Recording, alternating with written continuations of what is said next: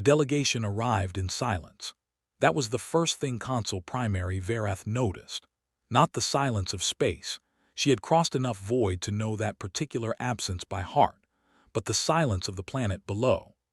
Earth's communication networks had gone dark 47 minutes before the Concordance broke orbit, and in 17 years of interstellar commission work, Verath had never once encountered a civilization that stopped talking before a negotiation began. She told herself it was a technical coincidence. She almost believed it. The disarmament order had been ratified by 11 of the 14 founding species. The humans had been given 8 months of formal notice, 3 rounds of diplomatic preparation, and a document package that, translated into their primary languages, ran to roughly 9,000 pages of commission law. Everything had been done correctly. Everything had followed procedure. There was no reason, no rational, logical reason, for the silence below to feel like a held breath. Verath pressed 2 of her 4 fingers against the viewport glass and watched the planet turn. Behind her, Junior Analyst Soth was running atmospheric scans for the 4th time in an hour.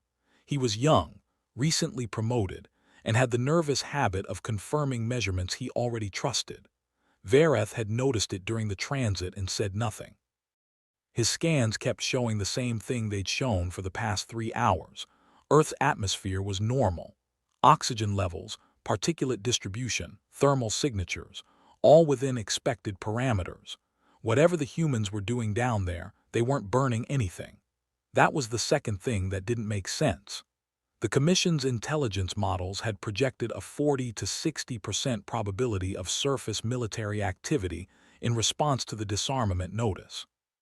Missile tests, naval mobilization, atmospheric flight patterns, all the visible, legible demonstrations of resistance that civilizations typically performed when asked to surrender their weapons. Something to negotiate against, something to point at. The humans had done none of it. Still nothing, she asked. Soth looked up from his console. No surface military activity detected. No launch signatures, no radiation spikes. He paused. No emergency transmissions either. Verath turned from the viewport.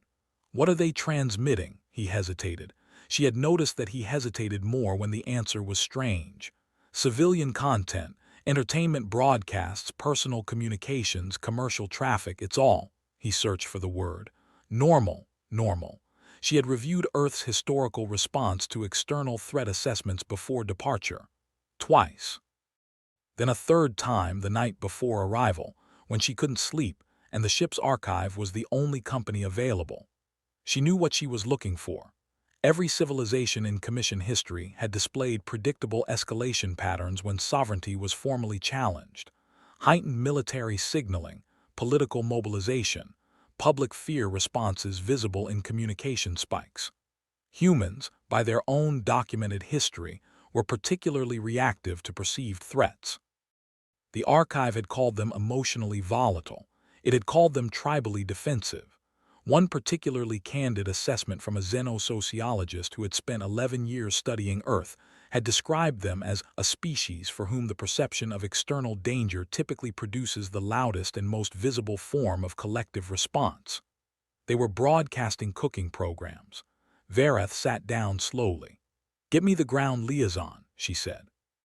"Whatever frequency they last confirmed for diplomatic contact." Soth worked for a moment. "I have it, but..." Another hesitation. "Commissioner, the liaison hasn't checked in since the 40-minute mark. That's outside protocol." She knew. She had been counting. The shuttle descended through thin clouds into a gray morning, and Dr. Marin Solis watched it from the window of a converted conference room on the 14th floor of a building that had once housed a mid-level insurance company. The building had been repurposed 18 months ago, when the Commission's preliminary presence had been established in Geneva. Most of the diplomatic staff had moved to purpose-built facilities 6 months later. Marin had stayed. The old insurance company's conference rooms had better natural light, and she had learned, over 4 years of working as humanity's primary xenolinguistic liaison, that good natural light helped her think. She watched the shuttle until it disappeared below the roofline, then turned back to the table. Across from her sat a man she had met exactly twice before today. His name was Harlan Voss, and he worked in an office whose formal title had changed 3 times in the past decade as governments nervously renegotiated what exactly they wanted to admit it did. He was 61 years old, had the careful hands of someone who had spent a long time learning not to gesture when he talked, and had asked her 4 days ago to read a document and then describe what she thought the Commission actually understood about Earth's response. She had read it twice. Then she had sat with it for 2 days. "They think we're preparing something," she said when she finally came back to him. "Everything they interpret as silence, they're reading as concealment." Voss had nodded slowly. "That's our read too. So they're going to arrive expecting to find what they're looking for." She had paused, "and when they don't find it, they'll look harder." He had let that sit, which creates a problem. The problem was this. The Commission had arrived expecting to disarm a civilization that was visibly, measurably armed. They had 17 registered disarmament teams, full legal authority under Commission Charter Article 44, and the technical capability to locate, catalog, and neutralize approximately 93% of Earth's documented weapons systems within a 6-month operational window. The models were detailed. The projections were thorough. The Commission had done this before, 4 times, with 4 different civilizations that had resisted initial contact protocols, and each time the process had followed a recognizable shape. But the models had been built on a specific assumption, that humanity's weapons were the deterrent. Marin had spent 4 years learning to talk to species that thought in fundamentally different structures. She had learned to recognize the shape of an assumption before it was spoken. And sitting in that conference room, reading Commission projections with a growing sensation she could only describe as vertigo, she had realized what was wrong. The Commission had never asked what the weapons were for. She had tried to explain this to her supervisors. She had written 2 internal memos and sat through 1 meeting that had been politely and thoroughly ineffective. The people above her understood her concern the way you understand a weather forecast in a language you don't quite speak. The shape of it reached them, but not the weight. Earth's weapons were numerous, she was told. Earth's weapons were diverse and distributed, and some were quite sophisticated. The disarmament order was legal and ratified, and the Commission's authority was not in question. She had gone home that night and sat in her apartment and tried to figure out how to say what she meant in a way that could actually be heard. She was still trying. Verath stepped off the shuttle onto a landing surface that smelled, to her senses, like damp stone and something she had no name for. Her translator interpreted the atmospheric data as post-precipitation particulate compounds, which told her only that it had rained recently. The human delegation was waiting. 3 people, 1 in formal diplomatic dress, 1 who appeared to be some kind of security presence despite carrying nothing visible, and 1 woman in civilian clothing who Verath's cultural briefing identified as a linguistic specialist. They stood in a loose arrangement that her briefing had described as informal professional formation. No military escort, no uniformed honor guard, no ceremonial display. This was also unexpected. Every Commission disarmament she had studied had been received by military representatives. The symbolic logic was straightforward. You were there to discuss weapons, and so the people who held the weapons came to meet you. It was a form of acknowledgement. Even civilizations that hated the process understood the grammar of it. The humans had sent a linguist. Verath performed the Commission greeting sequence, a formal gesture sequence that her training had confirmed all 4 Earth diplomatic teams had studied and could recognize, and the diplomats returned it with adequate accuracy. The security presence did not. The linguist, Dr. Marin Solis, her briefing said, Level 4 Xenolinguistic Certification, 11 years Commission liaison experience, returned the greeting with a precision that was, frankly, better than adequate. Verath noted this without showing that she had noted it. Consul Primary, the lead diplomat said, we welcome the Commission delegation to Earth. Standard phrasing, correctly performed. Verath waited for the next line, which in every arrival protocol she had conducted was some variation of we are prepared to discuss the terms of we've prepared some food, Dr. Solis said. We weren't sure of your dietary restrictions, but we have options that should work for most biologies. Vareth blinked slowly. The translator confirmed she had heard correctly. She glanced at Soth, who had descended behind her and was now wearing the expression of someone trying to decide if they had misheard. Vareth began. Thank you, that is, she defaulted to protocol. We appreciate the gesture. Perhaps we should first confirm the formal agenda. Of course, the lead diplomat said. But Dr. Solis was already walking toward the building, and there was something about the way she moved, purposeful but unhurried, as if the schedule were a suggestion and she had already decided how long she intended to follow it, that made Vareth feel, for the first time since entering Earth's system, that she was not the one controlling the pace of this encounter. She followed, because there was nothing else to do. Inside, the building was warm and lit by something approximating daylight from wide windows. A table had been set with an arrangement that the translator characterized as multi-format food service. Vareth recognized nothing on it by sight. Several things smelled interesting in ways her biology had not anticipated, and she suppressed the instinct to catalog them because she reminded herself, a consul primary with 17 years of field experience, and she was not going to be distracted by smells. Dr. Solis sat across from her without waiting to be invited. I've been looking forward to meeting you, she said. There was nothing in her tone that Vareth's translator flagged as aggression, deception, or anxiety.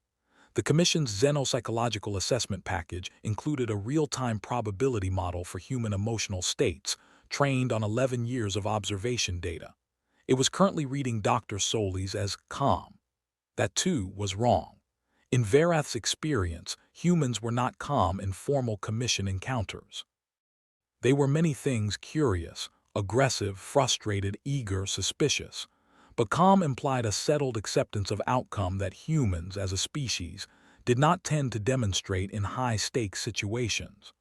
The feeling is mutual, Vareth said, because it was the correct diplomatic response and because she was trying to figure out what question to ask first. Dr. Solis smiled. It was a small, specific smile that the translator categorized as socially ambiguous. Possible warmth, possible amusement, no confidence interval better than 34%. 34%. The translator was usually above 90. I imagine you have questions about the communications gap, Dr. Solis said. It was noted, Vareth said carefully. We pulled our diplomatic frequencies down deliberately, not as a signal of resistance, I want to be clear about that, more as a... She paused, and the pause had a quality to it that Vareth had learned to watch for in skilled negotiators, the pause of someone choosing the right word, not the first word. A clarification of the space we're working in. We didn't want the Commission reading noise as signal while we were preparing. Preparing what? Soth asked, from behind Vareth's left shoulder before she could stop him. Dr. Solis looked at him with an expression the translator failed entirely to categorize. An honest conversation, she said. The first formal session lasted 6 hours. Vareth had expected 4. The additional 2 hours had not been wasted. Every minute of them had been occupied by substantive exchange. But she had the uneasy sense, reviewing her notes that evening, that the additional time had been the human's idea and that she had not noticed the moment they took it. The disarmament framework was presented. Earth's representatives received it in writing, listened to Vareth's formal oral summary, and asked approximately 40 questions over the course of 3 hours. This was also unexpected. The Commission's behavioral models had projected defensive pushback, emotional escalation, and demands to renegotiate the Charter Authority itself. What they received instead were detailed, technical questions about implementation logistics. How would the Commission's inventory teams handle weapons that were distributed across private civilian ownership? What was the Commission's definition of weapons system, and did it include dual-use industrial equipment? In cases where weapons technology was integrated into civilian infrastructure, power generation, medical imaging, transport networks, how would the disarmament process be structured to avoid service disruption? The questions were, in Vareth's 17 years of experience, the most sophisticated she had ever been asked in a first disarmament session. They were also, she realized slowly, questions that assumed the disarmament was going to happen. There was no if in any of them, only how. She reported this to Commission Command that night over a secure channel, and the response she received was immediate and confident. The humans were being cooperative because the Commission's legal position was unassailable, and the humans had made a rational calculation. This was good news. This was, in fact, the ideal outcome. Commission Command reminded her that the initial compliance window was 90 days and expressed confidence that they would be well within schedule. Verath sat with this for a moment. Then she sent a secondary, informal message to the only other Commission officer she trusted for this kind of assessment, a consul secondary named Dratha who had spent 6 years stationed on Earth before retiring to administrative work. The message said, "Earth is being cooperative. It feels wrong. Tell me what I'm not seeing." Dratha's response came 4 hours later. It was 3 words, "You're not looking." Marin walked home through the Geneva evening because she needed to move and because, after 6 hours of sustained translation, not just language but intent, the layered, careful labor of bridging 2 species, entirely different frameworks for meaning, her body required something simple and physical. She had done this before. Not with the Commission specifically, but with the general shape of the problem, sitting across from someone whose fundamental model of the world was built on premises she didn't share, trying to find the words that would carry meaning intact across the gap. She had spent 4 years learning how Commission species understood time, authority, threat, and negotiation. She had spent most of her adult life, before that, learning how to listen carefully enough to hear what was underneath what was being said. What she had heard today, underneath the consul primary's careful diplomatic language, was fear. Not of Earth specifically. Not of humanity's weapons or humanity's history or the well-documented chaos of human political systems. Something more precise than that. The fear of someone who had arrived expecting to find a legible situation and had instead found something they didn't have a category for. Marin understood this fear. She had felt it herself. The first time she had sat in a room with a Commission representative and realized that the alien across from her was working from a model of humanity that bore almost no relationship to what humanity actually was. The Commission knew Earth's weapons counts. They knew population statistics, energy output, conflict history. They had a xenosociological profile that was, in its way, impressively detailed. They did not know what any of it meant. They had the data and they were missing the grammar. She thought about the secondary question Harlan Voss had asked her 4 days ago after she had explained the problem with the Commission's assumption. He had asked it very quietly, with the particular stillness of someone who already suspects the answer and is looking for confirmation. Do the humans who would be most affected by disarmament know what it would mean? She had thought about it for a long time before answering. Yes, she had finally said. That's the part the Commission doesn't understand yet. On the 19th day, the Commission's inventory teams began their surface assessment. Soth led the primary team, and Verath watched the reports come in from orbit with a concentration she did not share with anyone on the ship. The weapons were there. All of them, or at least, all of them that the Commission's pre-mission intelligence had catalogued. The inventory teams moved through facilities with full access, guided by Earth personnel who were cooperative and transparent to a degree that was, the team reports noted repeatedly, unusual. Nothing was hidden. Nothing required warrant-equivalent authority to access. Doors were opened before teams reached them. Documentation was pre-prepared and waiting. Soth's voice on the channel had a quality she was learning to recognize. The voice of someone who was finding what they expected to find and was increasingly disturbed by the finding of it. Consul Primary, I'm sending you the Day 18 summary. She opened it, scanned it. Inventory completion rate, 61% of cataloged systems, all consistent with pre-mission intelligence. A pause. Access has been frictionless, frictionless. She had used that word herself in 3 different Commission encounters, all of them situations where a civilization had decided that resistance was futile and capitulation was the rational choice. The word had always felt like a small, quiet victory. It did not feel like that now. "Soth, what aren't we finding?" she heard him breathe. "I don't know," he said. "That's the problem. I don't know what we're not finding because I don't know what to look for." She thought of Dratha's 3 words. "You're not looking. Send me everything," she said. "Not the summary, everything." He did. She spent 11 hours reading it. She read the access logs, the facility layouts, the escort personnel names and rotations, and the brief personal exchanges that her teams had noted in their logs. She read the surrounding context around each facility visit, the weather, the local population density, the economic character of each region. She was looking for the thing that didn't fit, the irregularity, the gap. On the 4th hour, she found something that was not by itself a gap. It was a repetition. At 7 different facilities across 3 different countries, the escort personnel, different people, different languages, different organizational affiliations, had said at some point during the access process some variation of the same thing. This is the easy part, not to the commission team specifically.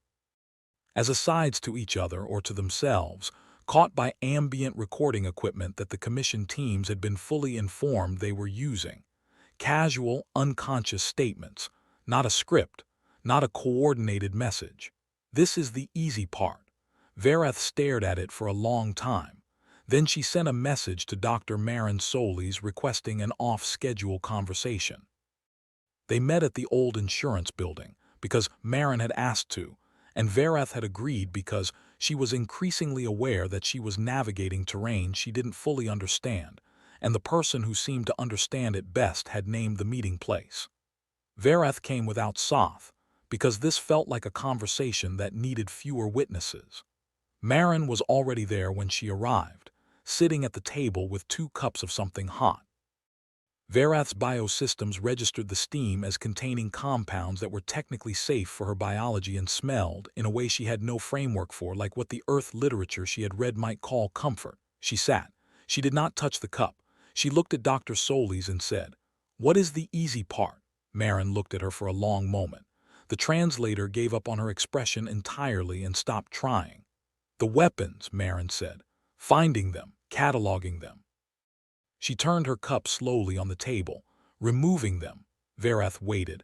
"Consul Primary, can I ask you something? And I'd like an honest answer, not a diplomatic one." "I will try." "What does the Commission think happens after disarmament?" Verath considered. "Earth's potential for organized large-scale violence is significantly reduced. The Commission's stability assessment for this sector improves. Earth becomes a provisional protected member of the interstellar community, which allows for economic and technological integration while—" "No," Marin's voice was quiet but very precise. "What does the Commission think happens on the ground to the people?" Verath stopped. "The Commission's models," Marin continued slowly, "treat disarmament as a change in capacity. You remove the weapons, you reduce the capacity for violence, and you produce a more stable civilization." She paused. "Those models were built on civilizations where the weapons were held by the state. A government has weapons, you work with the government, you take the weapons, and the capacity is reduced." Verath began to understand that something was wrong with what she thought she understood. The sensation was familiar from her worst field experiences, the ground shifting while you were still trying to stand on it. "Humans have weapons," she said carefully. "Humans have weapons," Marin agreed. "And some of them, quite a lot of them, have had weapons their entire lives. Their parents had weapons, their grandparents had weapons, and for most of them the weapons are not there because they have a specific enemy they intend to fight." She set down her cup. "They're there because of what removing them would mean." "I don't," Verath started. "It would mean that someone else has decided they can't be trusted to manage their own safety." Marin's voice had shifted. Still quiet, still precise, but with something underneath it now that Verath's translator was flagging, urgently and incorrectly, as grief. For a very specific portion of Earth's population, the weapon isn't a weapon. It's the last physical object that represents a particular kind of sovereignty, and when you remove it, you're not just removing an object. Verath sat with this. "You're removing a belief," she finally said. Marin looked at her with an expression the translator classified, for the first time all meeting, at 89% confidence. Relief. Yes, she said. And the Commission's models, she continued carefully, do not account for what happens to a civilization when a significant portion of it feels that a fundamental belief has been removed by an external authority. Verath thought about it. She thought about Earth's history, which she had reviewed extensively. She thought about the patterns she had observed across 17 years of commission work. She thought about the word frictionless and what it had always meant and what it seemed to mean here. Dr. Solis, she said, the disarmament, the access, the cooperation. She stopped, started again.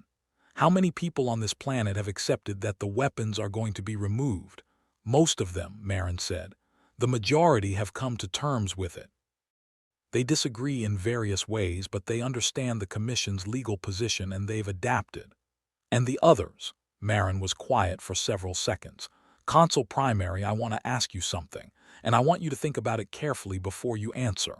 She looked at the window. The Geneva gray was deepening toward evening. In Commission history, when you remove weapons from a civilization, has a civilization ever complied entirely willingly? There is always some residual, Verath started. I'm not asking about resistance to the process. I'm asking whether any civilization has ever reached a point where they genuinely no longer felt the need to have weapons. Verath's answer, had she given the honest one, would have been no. No civilization in Commission history had ever truly stopped wanting weapons.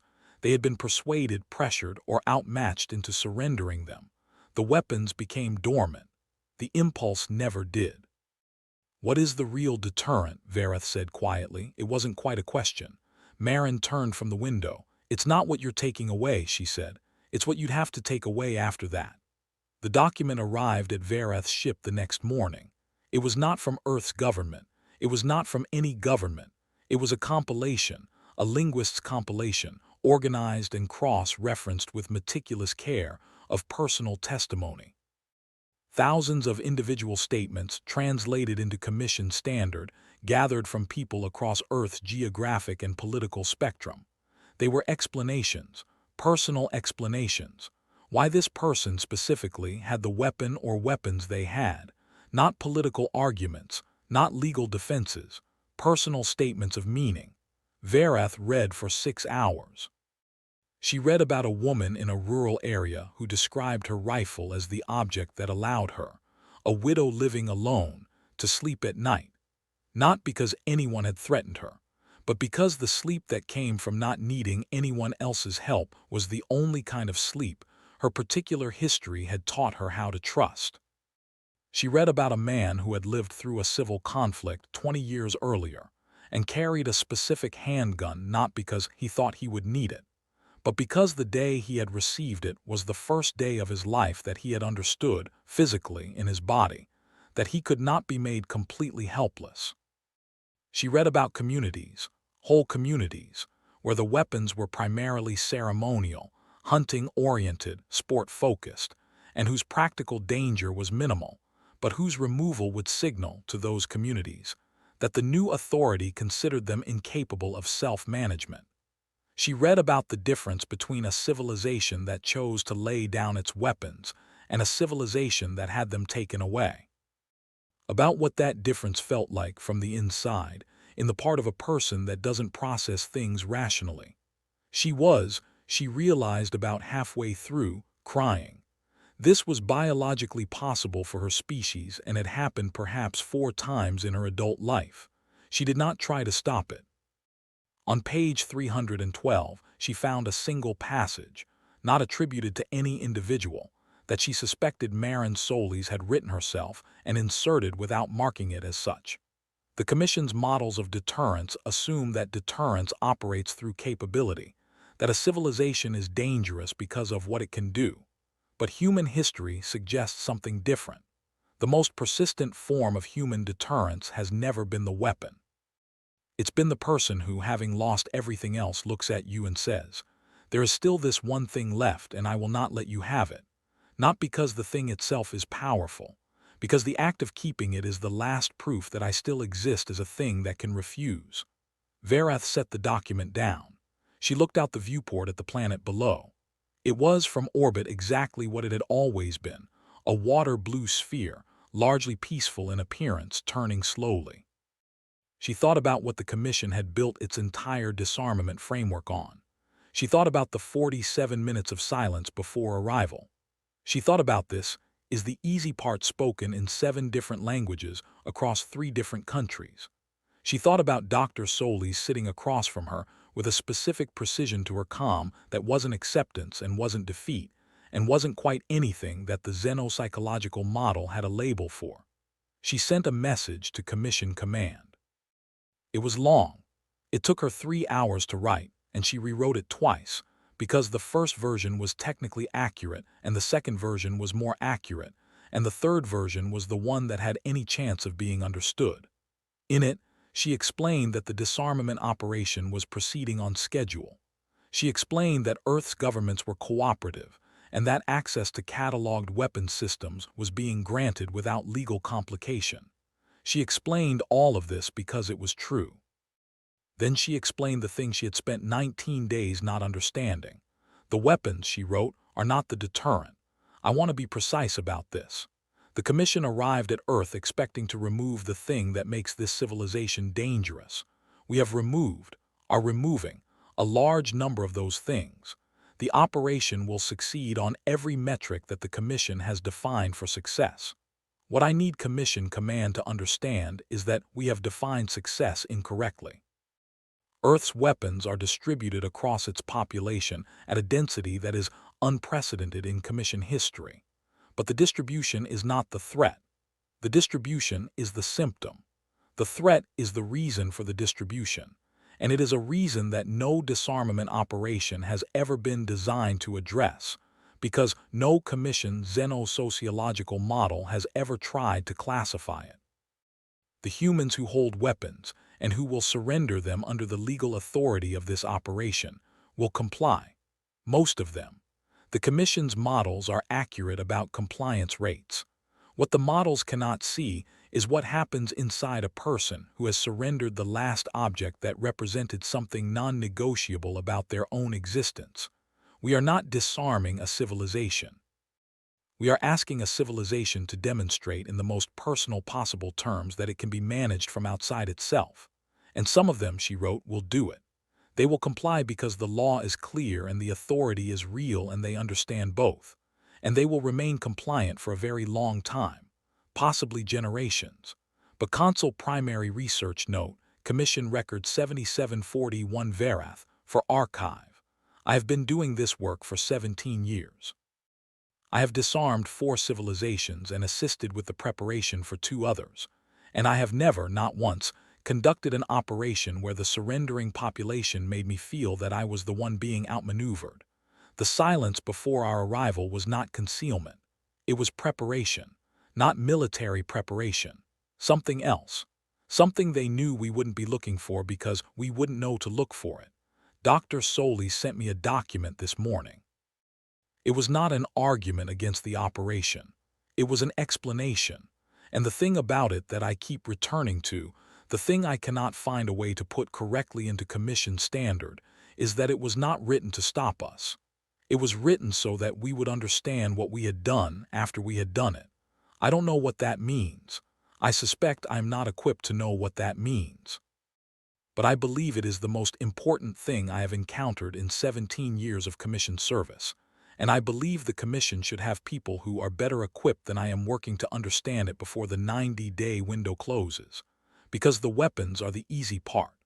I heard that said 7 times, in 7 different languages, and I was so focused on verifying my inventory counts that I did not hear what I was being told.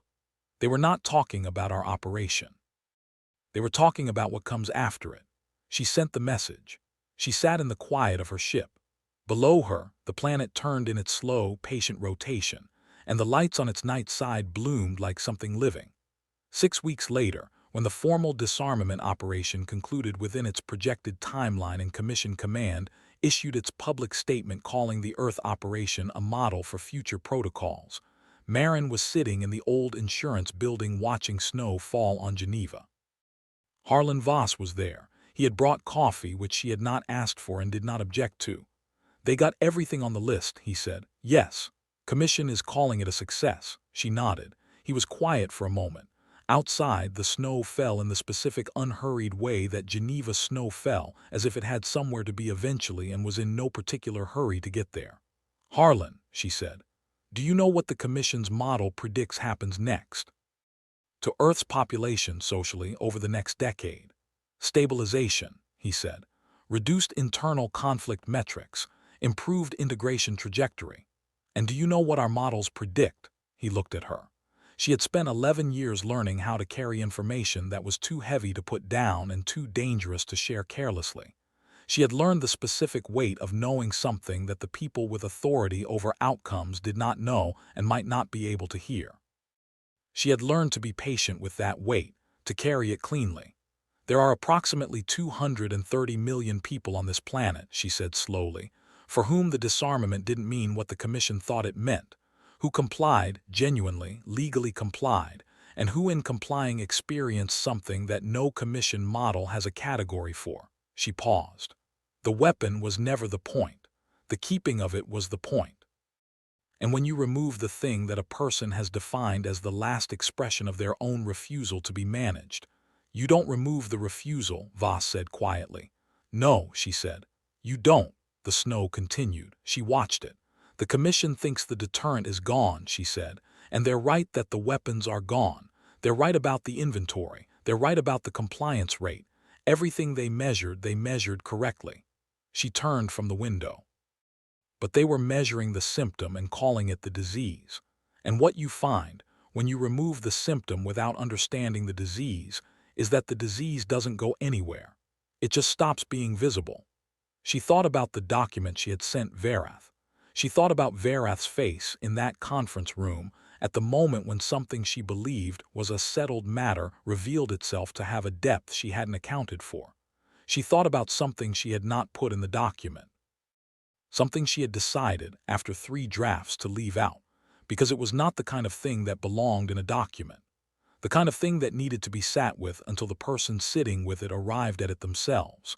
That there is a particular kind of human who, having had their last voluntary offering taken under legal authority, does not become dangerous in any way that can be catalogued or predicted or managed by an external system, who instead becomes very quiet, very patient, who begins to understand in a way that is both ancient and utterly practical the difference between power and endurance.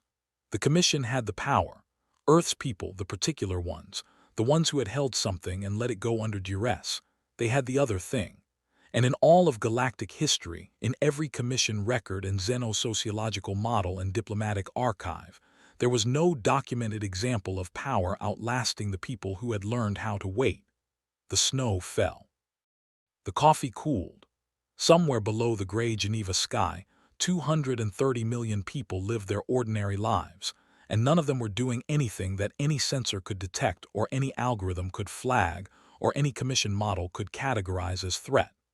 They were simply continuing, as they had always continued, as they would continue after every inventory was complete and every report was filed and every Commission officer had returned to their ships and declared the operation concluded.